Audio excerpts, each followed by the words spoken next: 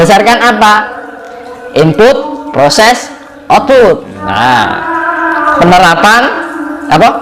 Pengamatan dari indera yang kita miliki, 5 indera itu input, ya kan? Pengamatan, pengalaman itu pengolahan.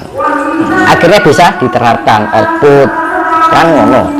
Mono derani yuk bali ning Trisula Weda meneh cipta rasa lan karsa. Kita mengolah intelektual, IQ kita mengolah spiritual kita, akhirnya kita bisa menerapkan dalam perilaku dan rasa kita, emosional kita. Padha wae to. Balik ini kono meneh to, Mas. Armu bemulek wae balik ini kono. Mulai ini suatu ketika akan menjadi pedoman Nusantara, bahkan dunia. Tuh. Wis tak delok wae lah.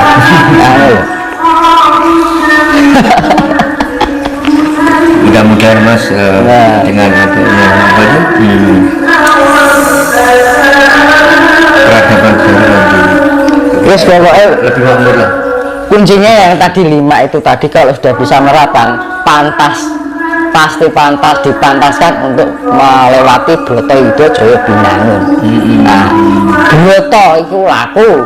Nek Broto iki laku perang.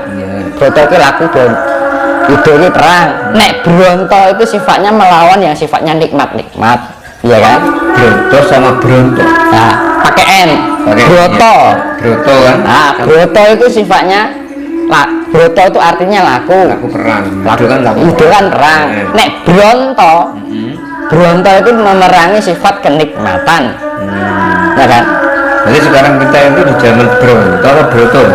Ya semuanya. Semuanya kan? Ya. Bronto itu kita melawan ya sifatnya nikmat-nikmat, bangsa kesenangan gitu Mas. Angkara murka. Nah, Baroto beda meneh. Baroto itu saudara perang, memerangi saudara kita sendiri. Ya merangi sedulur dhewe ning awake dhewe ya sedulur sama manusia, Mas. Nah, itu Baroto. Ya kan Baroto kan jenenge perang saudara. Kita lanjut ke ini Mas, pertanyaan dari netizen Mas Tinus. Siap. Ini dari Ayi Pujiastuti. Tolong tanyain ya Mas ke Mas Tinus, kok bisa tahu penjelasan proton-proton dengan pewayangan? Siapa yang memberitahu semua itu? Matur suwun. Nah itu ya namanya hidup itu penuh dengan teka-teki ya. Kita punya kecerdasan. Pada dasarnya saya juga belajar dari pewayangan itu dari sejak kecil, suka nonton wayang. Hobi Mas ya? Ya hobi. Terus kebetulan dulu kuliahnya saya juga di IT. Oh, dan situ. ya. Ya juga waktu sekolah saya suka dengan pelajaran matematika, fisika, dan biologi, termasuk kimia.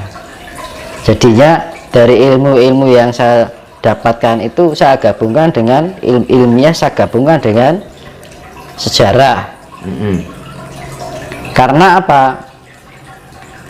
Saya itu sukanya ngotak-ngatik sesuatu yang sifatnya masih semu di dalam diri kita, karena aku rong percaya nek aku rong iso nemokke yang sejati yang pasti. Jadi aku nggak mau percaya terlebih dahulu yang sifatnya semu, ingin menemukan sesuatu yang sifatnya real.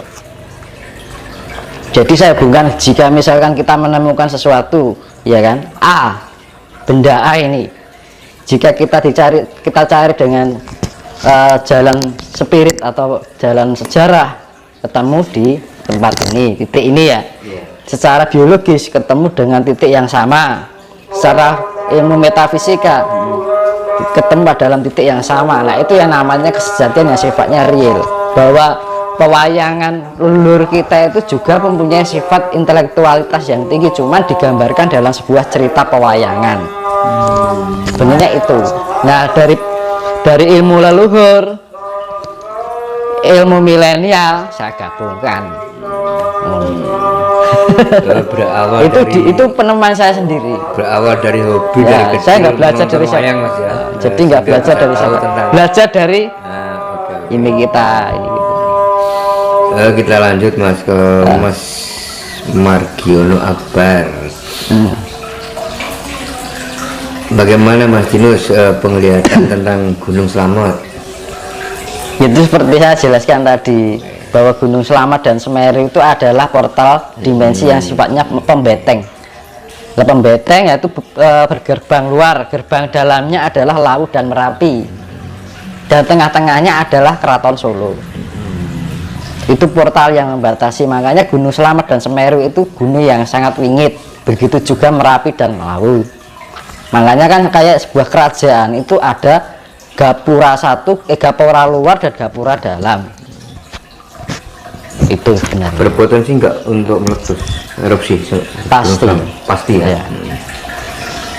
Apakah ini Mas yang banyak orang yang mengatakan bahwa nanti Pulau Jawa akan terbelah menjadi dua jika Gunung Slamet meletus? Nggak tahu lah apa makna dari Iya, itu terbelahnya bisa menjadi dua, bisa menjadi tiga loh. Itu memang benar faktanya Iya. dari Gunung Slamet. Iya.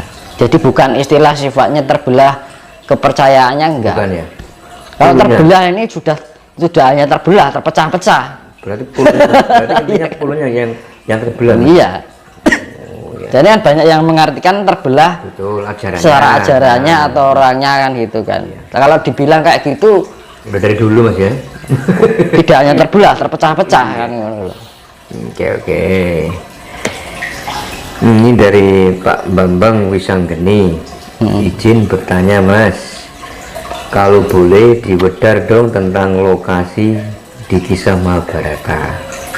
Ada yang bilang Padang Guru Setra itu ada di Gumuk Pasir Gunung Bromo, lalu Indraprasta itu ada di Alas Ketonggo, Pulau Bali itu sisa dari kerajaan Sri Krishna, Madura itu kerajaannya Prabu Baladewa. Matur suwun, Mas Dinus. Di kerajaan apa mama? Singkat Minta dibedah tentang lokasi di kisah Mahabharata. Ada yang bilang Padang Guru Setra itu Mas. Guru Setra. Nah, itu ada di Gumuk Pasir Gunung Bromo. Lalu Indraprasta itu ada di Alas Ketonggo. Pulau Bali itu sisa dari kerajaan Sri Krishna. Madura Lama loh. kerajaannya Prabu Baladewa. Monggo Mas Dinus. Kayaknya ini yang tanya. Saya jelaskan dua aja, nggak usah terlalu banyak. Juga Ya. hobi. Kalau Amarta itu Jawa. Kalau Hastina itu ya Nusantara gitu aja. Nek terlalu detail Kurusetra bareng kabeh peperangan itu sifatnya merata nanti kok. Kurusetra itu Sanepan. Jadi bukan lokasi tempat, suatu tempat enggak. Ya wayang itu semua siloka. Jangan diterapkan secara mentah, jangan dipahami secara mentah gitu. Mas, kita berbicara tentang wayang Mas.